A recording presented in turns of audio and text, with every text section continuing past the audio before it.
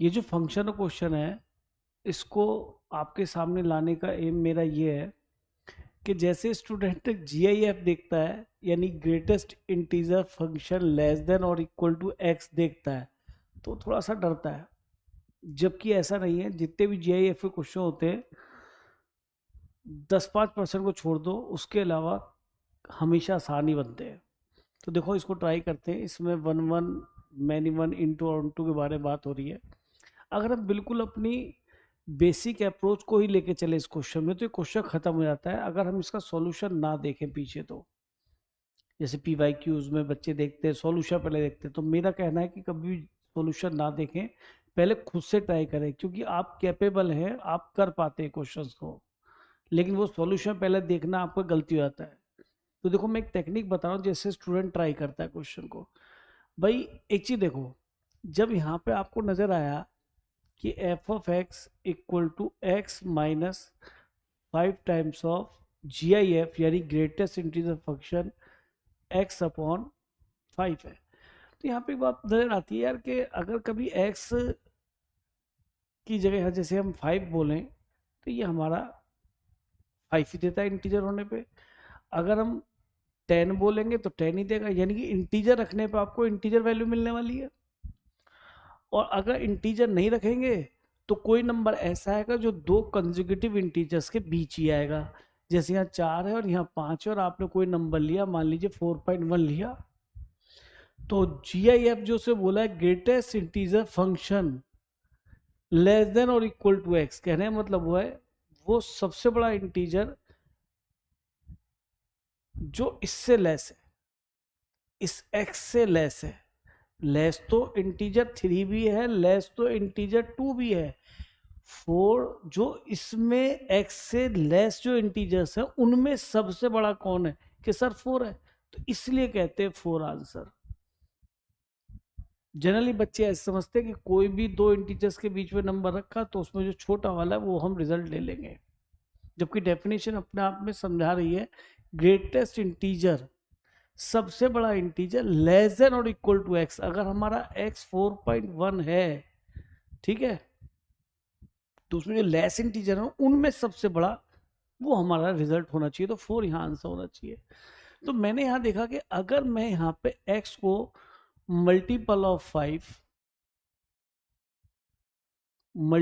5 लेता हूं, तो श्योर है कि ऊपर हमें इंटीजर वैल्यू मिल जाएगी। जैसे अगर मैं 5 लेता हूं मल्टीपल ऑफ 5 पे, पहला समझाने के चल रहा हूं बेटा, क्वेश्चन करना कोई बहुत बड़ा काम नहीं है, और इसका है GIF, तो ये 1 मिलेगा, और जब ये 1 मिलेगा तो 5 बन जा 5, तो ये आपका क्या बन जाने वाला है, 0 बन जाएगा F5।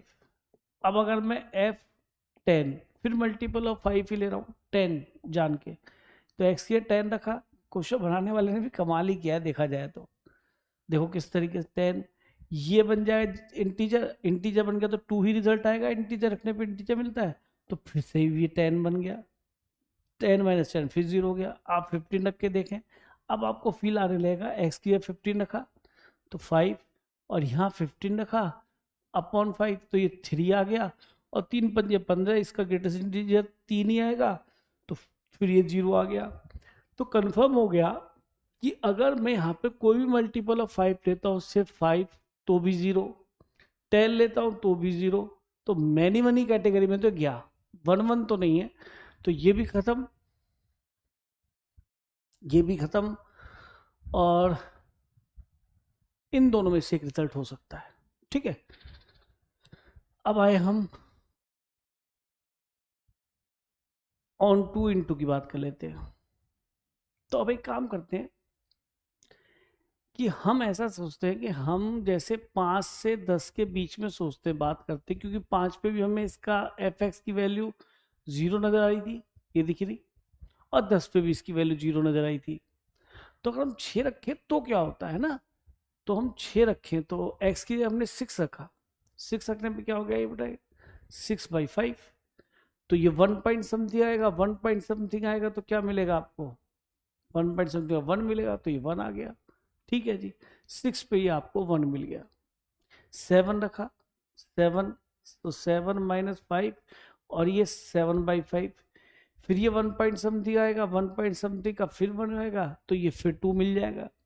तो दिखने लगा चलो जी 2 भी मिल जाएगा 7 पे 2। फिर हम आए किस पे, 8 पे। अब 8 रखा तो 5 और ये 8/5, तो ये 1 से कम ही रहेगा ना, तो ये हमेशा 1 पॉइंट समथिंग मिलेगा, तो 1 ही मिलेगा हमेशा आपको GIF इसका। तो ये रिजल्ट आ गया बेटा 3। तो ये दिख गया कि 8 पे 3 आएगा, 9 पे 4 आएगा, और फिर 10 पे फिर कितना आ जाएगा, 0। तो इसका मीनिंग